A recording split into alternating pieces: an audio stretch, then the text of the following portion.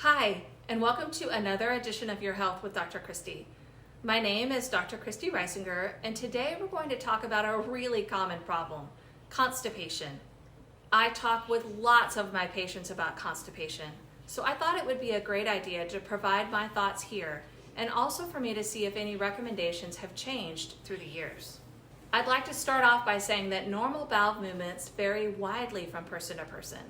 While one person may have a bowel movement every other day, another person may have one every day, and both are normal.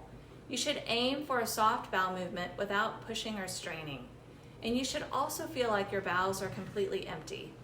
The first thing I do when someone tells me they're having issues with constipation is to look at their medication list. Medications can often be the cause for constipation, and I'm always trying to stop any medications that are unnecessary. Even vitamins and supplements like calcium and iron can cause constipation. If medications that are causing constipation cannot be stopped, or if an obvious culprit cannot be found, then I switch to another natural way to treat constipation by increasing water intake, fiber, and recommending physical activity. Here's a chart with the amount of fiber found in common foods. The recommended amount of dietary fiber is 20 to 35 grams per day. And for the most part, Americans simply do not get enough fiber in their diet. Two relatively easy ways to increase fiber in your diet is with wheat bran cereal like All Bran, or to eat 1 to 2 servings of prunes. Another way to increase fiber is with a bulk forming laxative, and there are 4 types. Psyllium found in Metamucil, methylcellulose found in Citrusel, calcium polycarbophil found in Fibercon, and wheat dextrin found in Benefiber. While these are all a great source of fiber, all except Psyllium of Metamucil have mixed reviews for treatment of constipation.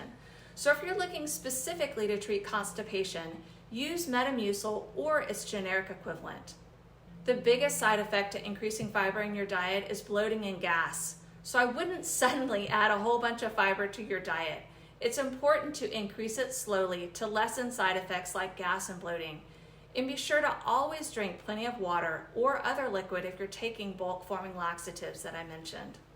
Now, if these laxative fiber combinations aren't working, then another really safe laxative is an osmotic laxative like Miralax, which has the generic name of polyethylene glycol 3350. One capful dissolved in a glass of water daily can be really helpful to keep patients regular. And I like to tell patients that they can go up or down on the amount of Miralax they use. Some may need 2 to 3 capfuls, or maybe only half a capful every other day. Another type of osmotic laxative is milk of magnesia or magnesium citrate, but I usually stay away from these formulations since it can cause an elevated magnesium level, and this can be especially problematic in patients with kidney problems. Now, the last category of over-the-counter treatments is stimulant laxatives. This includes laxatives like bisacodyl found in Dulcolax and Senna found in Senecot or X-Lax. I've always been taught that these can be dangerous because a patient can develop a dependency on them because the gut gets used to them and then needs this medication to function well. But this really hasn't been proven. Although I still caution patients that these should really be used sparingly and especially not every day. A potential way to use them could be in combination with increased fiber and bulk forming laxatives or with Miralax, and using it only once or twice a week if needed. I find that some patients get panicked when they're constipated and want relief immediately.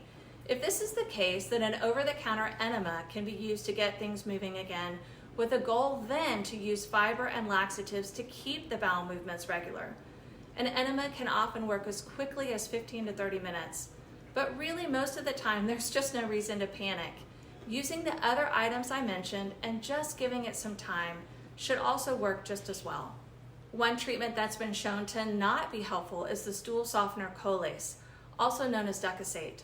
Psyllium was shown to work much better in a head-to-head study. There are also some prescription medications called Amitiza, Linzess, and Trulance that work really well in patients that have failed everything I've mentioned so far. But in my experience, these medications usually need to be prescribed by a gastroenterologist or a gut specialist for insurance to cover them.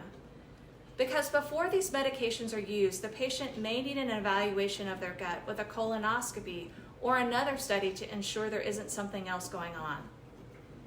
In the end, there are so many over-the-counter options and combinations that can be tried to treat constipation. Be sure to talk with your doctor if you're having lots of constipation, because there can be so many things contributing to it. Thanks for joining me.